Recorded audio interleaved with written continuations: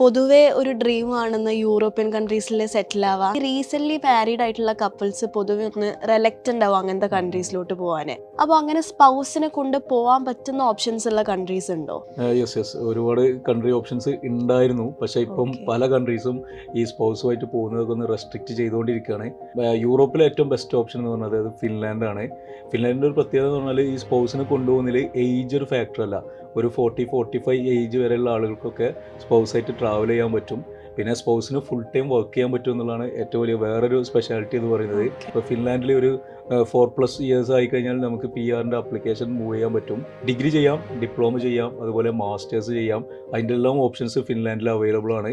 നമ്മളിപ്പോൾ ഒരു ഡിപ്ലോമക്കെല്ലാം പോവുകയാണെന്നുണ്ടെങ്കിൽ ഡിപ്ലോമ നമുക്ക് മാസ്റ്റേഴ്സായിട്ട് മാറ്റാൻ പറ്റുന്ന ഓപ്ഷനും ഫിൻലാൻഡിൽ അവൈലബിൾ ആണ്.